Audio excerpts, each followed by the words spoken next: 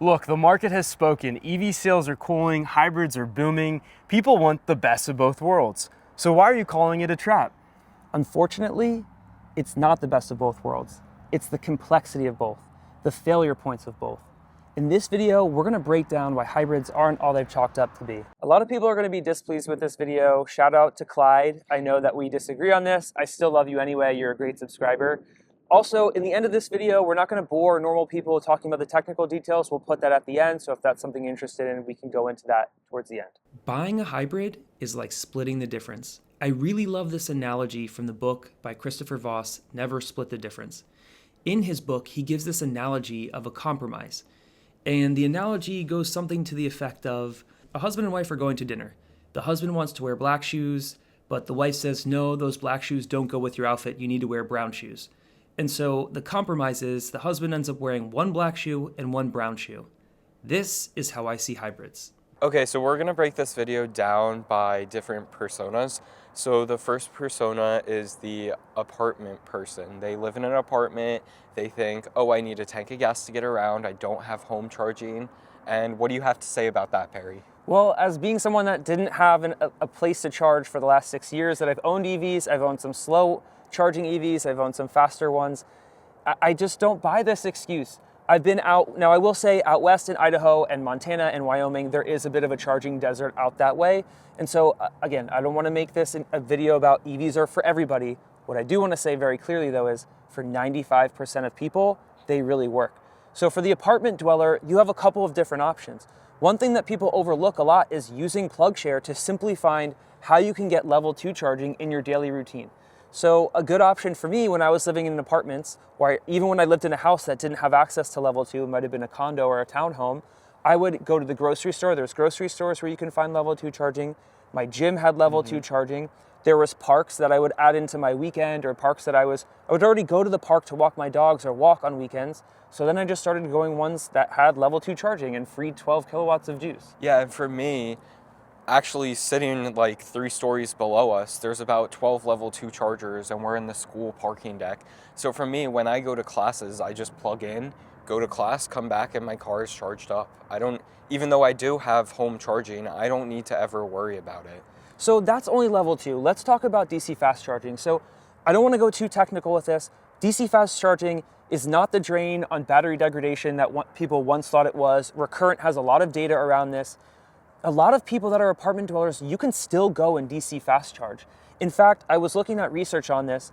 80% of the Americans in the United States have access to some kind of DC fast charger within 10 to 20 miles of their home. That's 80% of the United States. So obviously that's not every single person, but that just means from your home. That doesn't mean that you can't, while you're going to Target, DC fast charge 2 miles away and plug your car into an EVgo, an Electrify America, a supercharger while you're going to get your Target stuff anyway. I'm not saying go out of your way. I'm saying do the things you would normally do, and there's a way to fit charging into that. Yeah, and that's what I did before I installed home charging. So it does work. Okay, so some people might say, okay, I'll figure out a way to charge. But then we'll move into the next persona, the financial conscious buyer. So they then might say, oh, I think it's cheaper to charge or cheaper to have a hybrid. And if my battery dies, then I can just use my engine. Or they cost less than an EV. Yeah, and if my engine dies, I can just use my battery. What do you have to say about that? Unfortunately, a lot of that's just not true. I mean, we just came back from checking out a couple hybrids at the Toyota and at the Honda dealership here, which represent the top 3 EVs that you can buy, which were surprisingly mostly SUVs, which to me is silly. Like, if you want something efficient, like why have we moved away from sedans to get a bigger, less efficient form factor and then we make it a hybrid powertrain? Doesn't make sense to me, but that's a rant for a different day. So for people that are looking to really get their costs down as low as possible, if you're just gonna lease it for 2 or 3 years, listen, that's great, good for you. A hybrid might be for you. But if you're someone that really wants to own it for 3, 4, 5, 6, 7 years, you're gonna run it into the ground, total cost of ownership starts to come into consideration, right? And so this is where this whole hybrid myth starts to break down, because in a hybrid, you have a small battery pack, right? And you have an engine. Usually, historically, they've been underpowered little 3-cylinder, 4-cylinder engines. Yeah. Now, the problem is, I'll just talk about the battery pack side first. These battery packs, unlike an EV, EVs like to be as close to 50% state of charge as possible, right? They don't like to be at 100%, they don't like to be at 0. in a hybrid, you have no control over the state of charge, at least any hybrids that I've seen or am aware of. Okay, so while this is true that there are not many, if any, hybrids which allow you to adjust the state of charge of the battery manually, state of charge meaning the battery's at 20%, 80%, 90%, 100%. This is important because batteries like to be as close to 50% as possible. While that is true, I do, however, want to mention that a hybrid's BMS, or battery management system, usually has a very tight lock on the state of charge adjustment for hybrids. However, the issue is hybrids are constantly being microcycled. Every stop sign, every intersection, every red light. It's a zap in and a zap out. Sounds like no big deal, right? But that load, while it may be small, it's constant. And it's being spread across only a few hundred cells in a hybrid versus a few thousand in an EV. The second issue is on the gasoline side. So the problem is with a hybrid from a gasoline perspective is the engines never get to operating, they are rarely consistently sitting at a normal operating temperature. In fact, a lot of hybrid manufacturers now have to program in that the engine comes on to keep the coolant, the oil, everything at a heat and operating temperature, because what happens is there's a whole bunch of different stuff that happens. But I love the statistic from Mobil 1 when they were doing oil analysis. They found that 80% of engine wear comes from just starting and stopping the engine. Yeah, and with a hybrid, you're constantly doing that because Right. under 30 miles per hour, you're using battery, and then over that, the engine turns on, you start using engine. But if you're in a city or even a town and you have stoplights or stop signs, you're constantly turning on and off that engine. So then what does this mean as the car starts to age? And you still have all of the complexity of a gasoline engine. You have timing belts, oxygen sensor, the whole exhaust system. You have all of these different factors, and for what? Like a Model 3 versus a Prius, the Prius will get 56 miles per gallon equivalent, and the Model 3 will get about 130 miles equivalent. Yeah. When you're looking at combined, I'm not talking about highway or whatever, I'm talking about combined for both. So we doubled the complexity in the powertrain of the hybrid, but we got a couple points in efficiency more. We didn't really get a meaningful jump, and now we have double the complexity to maintain. Yeah, and not only that, so you're spending, number one, you're gonna spend more money over the total time of ownership. And then number two, the most popular hybrid in the US, the one that we saw today, the Honda CR-V hybrid, the ones we saw were like $40,000 to $44,000. At that price point, you can get yourself a really good EV. You could get yourself an Equinox, you could get a Model 3, you could get a Model Y, which are much better cars in my opinion than the CR-V. Before we go further into MSRP and dealership pricing, I think it's fair to mention that in 2021 and 2022, we saw dealerships across the United States marking up vehicles, entry-level vehicles, $20,000, $30,000 vehicles. They were being marked up $5,000 to $10,000 in some cases. Now, while I didn't love it at first, I do think that Tesla and Polestar and Hyundai Ioniq line and Rivian, who all used fixed pricing, tend to have a reputation for taking less advantage of the consumer versus the traditional dealership model. The problem with this is when you go on the website, the CR-V and the Prius and all these cars, they start at 30,000. The Prius starts at 28, right? But when you go on the lot, all of them are optioned with all of these different options. You look at the average selling prices for those vehicles and you're in Model 3, Model Y territory. Not that the Model 3 and the Model Y are the only EVs, I just know the prices on them better. It's also comparable to the Ioniq 5, the Ioniq 6 is kind of going away. Well, it's gonna have a refresh next year. So there's a lot of reasons if you're thinking about long-term ownership of a hybrid that it can start to break down and not make sense. And like I said, we'll go into some of the technicals on the engine stuff later on and talking about the oil. Okay, so we just wanted to take a moment to thank you guys. We, around the time of the recording of this video, we hit 1,000 subscribers. We don't give any of that credit to ourselves. We're just regular people. I think largely we've been blessed by God that He gave us an audience to speak to and the words to come up with and the health and the ability to, I don't even know how to put these cameras on credit cards and do all that stuff. We've been really blessed. And you guys are a big part of that. And so we wanted to say thank you. We give the credit to God though. And we're just really grateful that you guys are here. Yeah, if you guys have any suggestions for like a special video, we can maybe film like a review of something, you could drop it in the comments. We'll do it for a special 1,000 subscriber video. Or we're going to the Detroit Auto Show soon, so maybe if you guys have specific cars you want us to check out, just let us know in the comments. Not a hybrid. And thank you guys for subscribing. Thank you for getting us to 1,000. Okay, so someone might be able to get past all that, but they still might say, and this is the next persona, I want peace of mind. What if I want to take road trips? What if someone's in the hospital and I have to run over there? What about that? Well, EVs do have real limitations. Let's be honest up front. In driving through a blizzard in the winter with a Chevy Bolt can be a challenge. Like, it's definitely, they're not perfect and they're not for everybody. However, the challenge with this person, I love this example because a lot of the people, I think a good micro example to look at are truck owners. There's a lot of people that own pickup trucks, and the majority I of think it's only 10% actually use the truck for truck purposes. continuously. Like Or, hauling stuff I think the around. data was of truck owners surveyed, it was like 10 to 20% of the time do they actually need it for towing, putting something meaningfully, large enough to justify having a bed, et cetera, et cetera. And that's a great example for this. I don't know how many older people I've talked to, grandmas, grandpas, different people that are like, they're the perfect use case. They drive 5 miles a week. They're not going anywhere. They don't want to wait for an oil change because they'd rather do something meaningful with their golden years. And there's a lot of younger people too where I see this where they're like, oh, road trips and this and that. Looking up the data on road trips, they're 5% or less than the average American's time in their car. And even if you're like me and do take a lot of road trips, I own a Chevy Bolt and I went up from Pennsylvania to Vermont probably 6 or 7 times last year. And that's like a 400, 500 mile trip.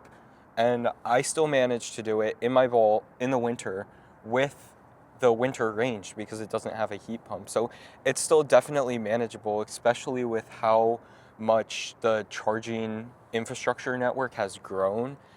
Like, there's no worry for charging on road trips. And again, what you said is only like 5% of the life of a car is actually going to be used for road tripping. The rest of the time, people are just driving around town, running their normal errands. And to go off that point you said about older people only driving 5 miles once a week, gas engines, they don't like to sit, especially if you have gas in the tank. They don't like to sit around and not be run. Rubber seals they start to crack, gasoline gets stale. And sure, that could be true for the suspension components of an EV. But the major components like the battery or the motor, that doesn't matter if it sits around. And the battery, as long as you're staying as close as you can get to 50% or even below 80% and you're letting it sit, that's fine. The battery is fine. The truck owners is a great example of this. To me, it would seem silly to penalize yourself getting 12 miles per gallon, 365 days a year for the 2 times you may actually do something with your truck where you need a truck. I went through this evaluation myself where I'm like, well, what if we have this? And what if I want to do that? What if I want to get a boat? Or what if something like that? It's like, then maybe you rent a car or maybe you borrow a thing from a friend. It's crazy to me. Yeah, have you gotten a boat? No. Have you needed a truck bed? No, and this is where the statistics come in. When you look at the statistics, the average American wants a car that has at least 5 or more seating for 5 or more people, but they only have 1.5 people in their car. The average American wants to have an EV that has 500 miles in range, but the average American lives within 1 to 2 miles of a DC fast charging station. The average American wants a car that's like perfect for road trips and can do 700 miles in range, and yet they stop to go to the bathroom every 2 to 4 hours. Like, this is the actual real world data. Now, everybody might get past that, but then still say, I'm not an environmentalist, I don't want to be greenwashed, I don't want to have an EV because they're too political. And Are you saying climate change isn't real? Okay, that's a whole nother rabbit hole. But it is unfortunate that EVs have become political, but I would honestly say that hybrids are even more political because we did see the EV tax credits and stuff go away, which affected hybrids. But now all these manufacturers, and especially with the CAFE laws, they were pushed to make hybrids.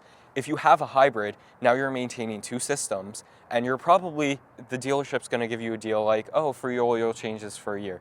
You'll go back to the dealership makes more money because now you have a more complex system, Most people and it don't just goes into the system. A lot of people don't understand. You and Mike did research on this, that the margin from the technical and the service center is actually the largest part of the bottom line. Yeah, It's not so new and used cars. yeah, from new and used car sales, dealerships make maybe 1 to 2%, but the real money is made in finance and insurance and return customers. And how do they get return customers?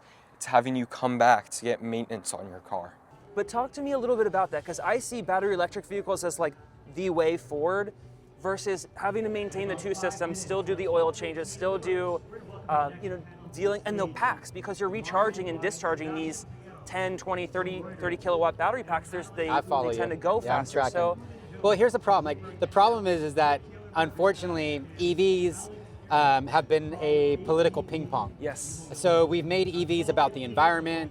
We made them a climate play. When I say we, I'm talking about like the industry. To make the EV and hybrid thing a political statement is so silly to me. I mean, either way, you're being controlled by a narrative. Yeah. So my thing is, like, it's like playground arguments when you're like in middle school. You should figure out the thing that works best for your use case. If an EV is going to help you save the most amount of money, which it will for the majority of Americans, I'm not sure why so many people are running to get hybrids, except for the fact that EVs have been forced on people in a lot of states and a lot of countries as a part of compliance, which I don't necessarily personally agree with. And when people chase, we run. So I think that has been a part of the problem.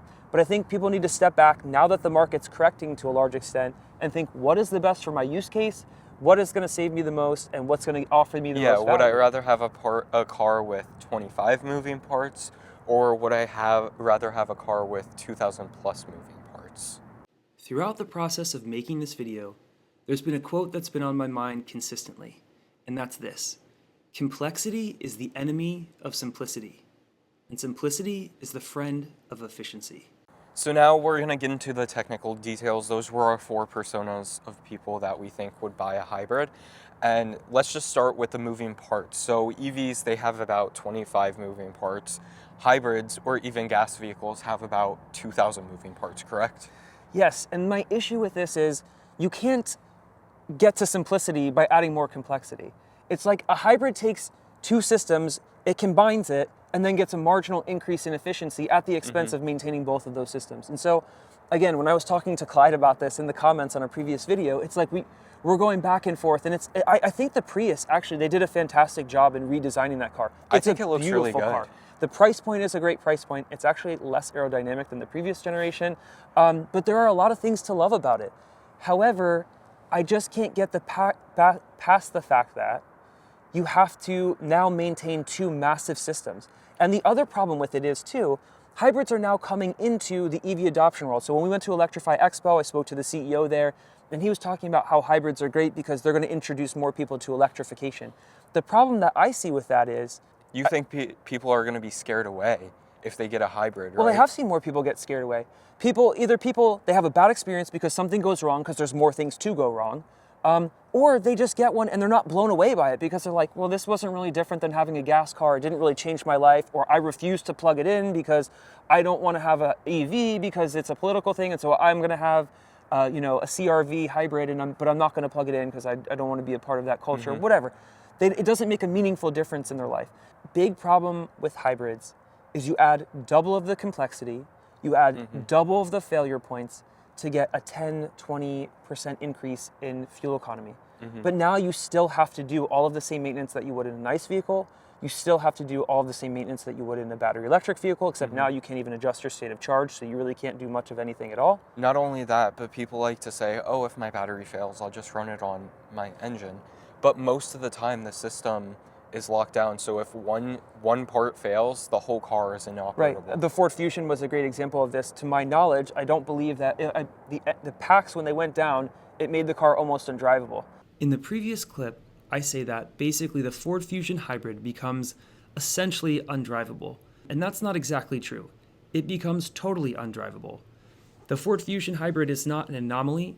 There are many hybrids which use the high voltage battery to do things like operate the engine starter motor. So they have an underpowered 12-volt battery that just runs basic accessories, and they might use the high voltage battery to do more intense things like operate the starter motor to start the engine. It's not the only vehicle that does this. The Camry hybrid, some years, the Prius, the RAV4 hybrid, the CR-V hybrid, the Accord hybrid, the Insight, the Clarity, Kia Niro, some generations. The Ford Fusion was the one that I remembered.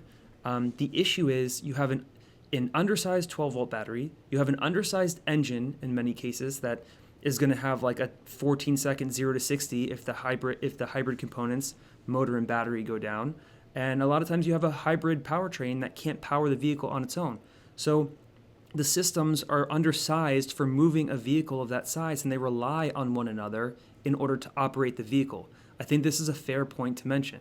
I should have mentioned this at the beginning of the video, but when we say hybrids, we mean hybrid vehicles that you don't plug in, they have maybe a 4 kilowatt battery. We mean plug-in hybrids, so there's still an electric motor, a battery, an engine, and a transmission.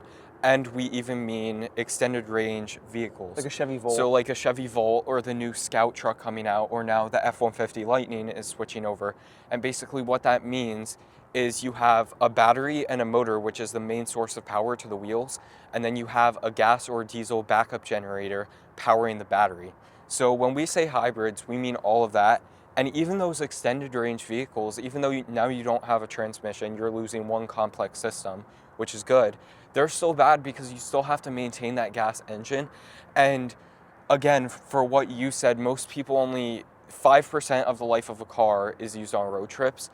If you're just driving around town, you're going to be using 100% of your battery on an extended range vehicle. Let's talk about that. The gas engine is just going to sit. Those packs are constantly being cycled, right? We talked about this a little bit earlier. Yeah. Now the problem with that is people go, well, an EV battery pack is so expensive to replace, blah, blah, blah, blah. That's true. That's not false. However, hybrid battery packs, this is the thing that I've seen. If you go and do the research, hybrid battery packs cost more per kilowatt. It's like going to Sam's Club versus going to Kroger or Food Lion or whatever. Yeah. You're not buying in volume, and so you're actually paying more per kilowatt when you go to replace a hybrid battery pack. Now, okay, you have the hybrid battery pack. You also have a transmission. You also have an engine. By the time you look at how much it would cost to replace the main components in a hybrid, an EV battery and motors are still going to come in less than that. So we also see a lot of people, not just in our comments, but just on the internet saying, oh, EVs are fire risks, they're gonna blow up. And me with a Chevy Bolt, like... You're a walking, ticking time bomb. And then, okay, there are some nuance with this. I don't wanna say that like no cars, whatever. When EV fires do happen, they tend to last longer and they're harder to put out. Yeah, because it's a lithium Right, so battery. they can, even weeks after it's been extinguished and they're in the junkyard, I've seen ones that come back to life and reignite. So there are issues with them. And gasoline vehicles, obviously, we've seen the data on this. They have way, way, way more fires than there are EVs, but that's probably because there are more of them on the road, but they're easier to extinguish. Yeah, they're easier to extinguish, but usually when you have a fire in a gasoline car, it's going to be a bigger fire or even maybe an explosion if it hits the gas tank and explodes. So the next level of that then is hybrids. A lot of people don't know this, and I've seen this falsely reported on some famous EV outlets and some other outlets where it'll say EV caught fire, blah, blah, blah, blah, and it was really a hybrid. Yeah. And actually, when I went to look at the data, hybrids are exponentially larger fire risk than battery electric vehicles are, and they're about 2 to 3 times, if I'm remembering correctly, we'll have to put a graphic up, 2 to 3 times the fire risk of an internal combustion engine vehicle. And again, that's just a testament to the complexity, right? Like you have duplicative systems, you have 2 cooling systems, you have this very complex ECU and power management that has to say, now when I'm doing regen, I'm gonna store power in the battery pack and then we're gonna cut over the brakes. Okay, EVs have that. But then it's like, okay, now when do I do this motor versus that motor, and how should I kick the engine on because the engine hasn't been on for a while, and now the oil, which is this is a good time for us to talk about that. So every engine has a little bit of blow-by that comes by the cylinders into the combustion area. Now, I don't know the physics and all the breakdown of how this works. However, during that cycle, I guess atmospheric air it goes by, pushes into the thing, and then the PCV valve is supposed to recirculate all this, and somehow water vapor or moisture can get into the oil. Water is not a good lubricator the way that oil is. And so it can create all kinds of problems. And this largely comes from vehicles not getting to operating temperature. They don't get to operating temperature. Yeah, because if you're at operating temperature, you're most likely going to burn that water. Not necessarily. The thing is, they have now created special oils just for hybrids. So Mobil 1 does offer an oil that's supposed to grab into that water and hold on to it until it's hot enough to evaporate. Okay. So I probably didn't explain that too well, and I'm definitely not the world's leading expert on this. Engineering Explained has a great video on this. I'll leave it in the description so you guys can go watch that. But because the battery pack is constantly being cycled, the engine is constantly being turned on and off, which is the thing that ages the engine the fastest is being and the battery turned on too. and off. Both the battery and the engine. It's the worst case scenario for both things. And this was news to me because I thought, coming from a mechanical background, having worked in the dealership model, fixing cars for a while, I thought, oh, well, the engines are on less, so this must be better.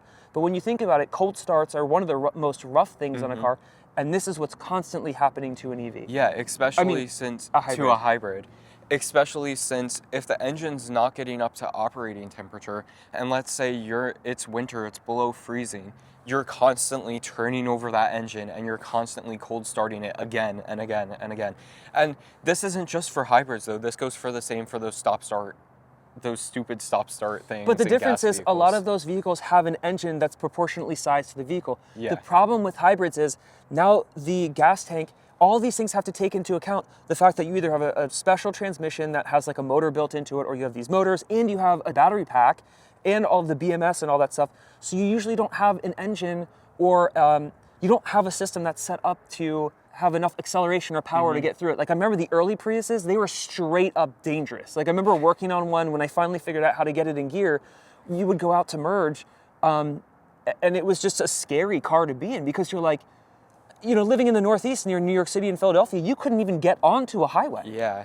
But I will also say, going back to the political thing, hybrids are the original political statement. If you remember from like Family Guy in the 2000s, is like having a Prius was the original political statement. So I think we've come full circle. Yeah, Brian with his Prius. There's a couple last notes I want to make before we wrap up the video here. One thing to note about hybrids is they have the added complexity, right? And a lot of times they have proprietary tools and they require specialty certified mechanics to work on a lot of these components. The other thing is I'm a car guy. My background is in cars. I love vehicles. If you ask anyone that knows me, they'll tell you I'm a car person.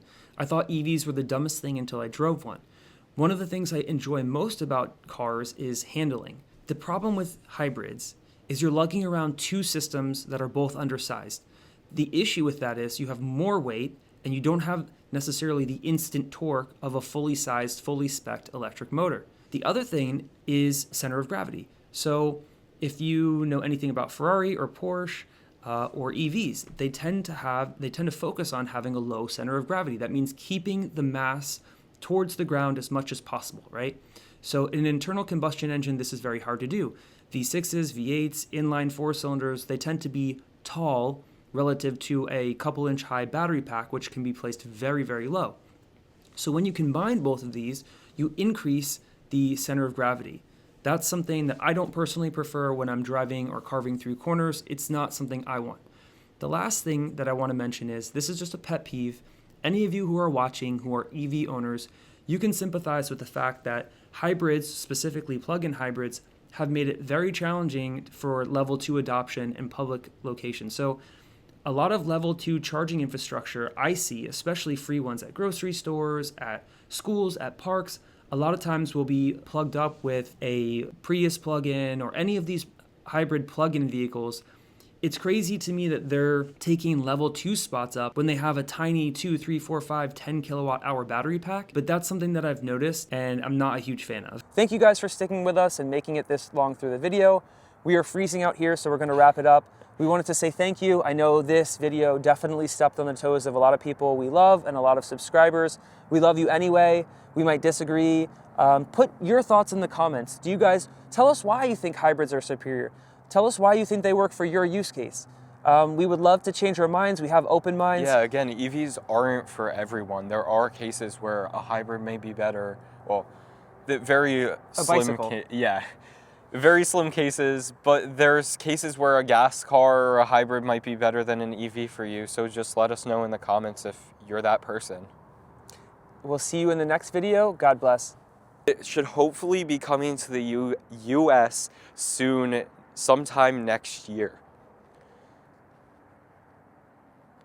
I don't know what's going on. Moto's coming to the US soon, sometime next year.